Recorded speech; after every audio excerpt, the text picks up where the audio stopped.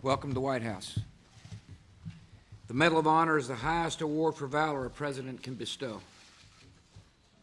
The medal is given for gallantry in the face of an enemy attack that is above and beyond the call of duty. The medal is part of a cherished American tradition that began in this House with the signature of President Abraham Lincoln. Since World War II, more than half of those who have been awarded the Medal of Honor have lost their lives in the action that earned it. Corporal Jason Dunham belongs to this select group.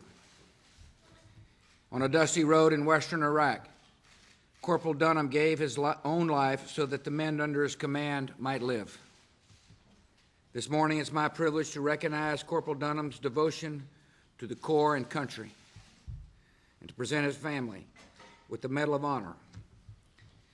I welcome the Vice President's presence, Secretary of Defense Bob Gates, Senator Ted Stevens, Senator John McCain, Senator Craig Thomas, I don't know if you say former Marine or Marine, Congressman Bill Young and his wife Beverly, Congressman Duncan Hunter, Congressman John Klein, Marine, Congressman Randy Cool, Corporal Dunham's family's United States Congressman is with us, Secretary Don Winter, General Pete Pace, General Jim Conway and Annette, Sergeant Major John Estrada, Sergeant Major of the Marine Corps.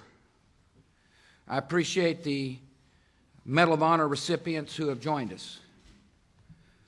Barney Barnum, Bob Foley, Bob Howard, Gary Luttrell, Al Ruscone, Brian Thacker. Thanks for joining us.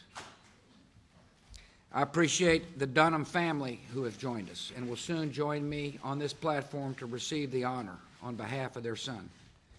Dan and Deb Dunham, Justin Dunham and Kyle Dunham brothers, Katie Dunham's sister, and a lot of other family members who've joined us today. I appreciate the chaplain for the Navy, for the Marine Corps. Didn't mean to insult you. I thank Major Trent Gibson. He was Jason Dunham's commander, company commander. First Lieutenant Brian Robinson, who was his platoon commander. I welcome all the Marines from Kilo 37. Thanks for coming and thanks for serving. Long before he earned our nation's highest medal, Jason Dunham made a name for himself among his friends and neighbors. He was born in a small town in upstate New York. He was a normal kind of fella. He loved sports. He went to Scio Central School, and he started on the Tiger basketball, soccer, and baseball teams. And by the way, he still holds the record for the highest batting average in a single season at .414. He was popular with his teammates, and that could be a problem for his mom. You see, she never quite knew how many people would be showing up for dinner, whether it be her family or the entire basketball team. He grew up with the riches far more important than money. He had a dad who loved to take his boys on a ride with him when he made his rounds on the dairy farm where he worked. His mom was a school teacher. She figured out the best way to improve her son's spelling was to combine his love for sports with her ability to educate. And so she taught him the words from his reading list when they played the basketball game of horse. He had two brothers and sisters who adored him. He had a natural gift for leadership and a compassion that led him to take others under his wing. The Marine Corps took the best of this young man and made it better. As a Marine, he was taught that honor, courage, and commitment are not just words. They're core values for a way of life that elevates service above self. As a Marine, Jason was taught that leaders put the needs of their men before their own. He He was taught that while America's founding truths are self-evident, they also need to be defended by good men and women willing to stand up to determined enemies. As a leader of a rifle squad in Iraq, Corporal Dunham lived by the values he had been taught. He was a guy everybody looked up to. He was a Marine's Marine who led by example. He was the kind of person who would stop patrols to play street soccer with the Iraqi school children. He was the guy who signed on for an extra 2 months in Iraq so he could stay with his squad. As he explained it, he wanted to make sure that everyone makes it home alive. Corporal Dunham took that promise seriously and would give his own life to make it good. In April 2004, during an attack near Iraq's Syrian border, Corporal Dunham was assaulted by an insurgent who jumped out of a vehicle that was about to be searched. As Corporal Dunham wrestled the man to the ground, the insurgent rolled out a grenade he had been hiding. Corporal Dunham did not hesitate. He jumped on the grenade, using his helmet and body to absorb the blast. Although he survived the initial explosion, he did not survive his wounds. But by his selflessness, Corporal Dunham saved the lives of 2 of his men and showed the world what it means to be a Marine.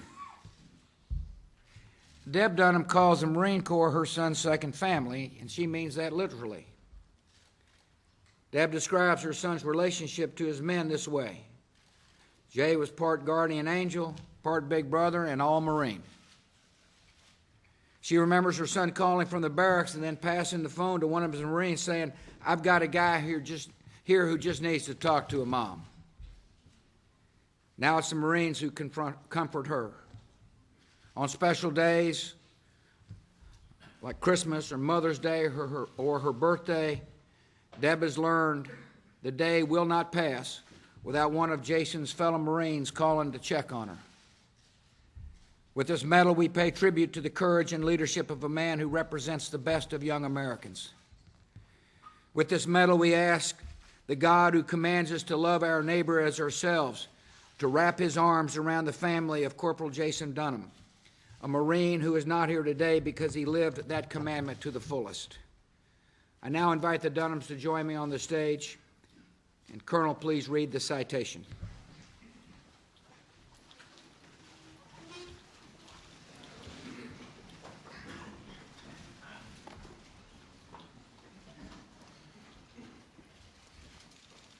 The President of the United States, in the name of the Congress, takes pride in presenting the Medal of Honor posthumously to Corporal Jason L. Dunham, United States Marine Corps, for conspicuous gallantry and intrepidity at the risk of his life above and beyond the call of duty while serving as Rifle Squad Leader, 4th Platoon, Company K, 3rd Battalion, 7th Marines Reinforced, Regimental Combat Team 7, 1st Marine Division Reinforced, on 14 April 2004. Corporal Dunham's squad was conducting a reconnaissance mission in the town of Karbala, Iraq, when they heard a rocket-propelled grenade and small arms fire erupt approximately 2 kilometers to the west. Corporal Dunham led his combined anti-armor team towards the engagement to provide fire support to the battalion commander's convoy, which had been ambushed as it was traveling to Camp Husayba. As Corporal Dunham and his Marines advanced, they quickly began to receive enemy fire. Corporal Dunham ordered his squad to dismount their vehicles and led one of his fire teams on foot several blocks south of the ambushed convoy. Discovering 7 Iraqi vehicles in a column attempting to depart, Corporal Dunham and his team stopped the vehicles to search them for weapons. As they approached the vehicles, an insurgent leapt out and attacked Corporal Dunham. Corporal Dunham wrestled the insurgent to the ground and in the ensuing struggle saw the insurgent release a grenade. Corporal Dunham immediately alerted his fellow Marines to the threat. Aware of the imminent danger and without hesitation, Corporal Dunham covered the grenade with his helmet and body, bearing the brunt of the explosion and shielding his Marines from the blast. In an ultimate and selfless act of bravery, in which he was mortally wounded, he saved the lives of at least 2 fellow Marines.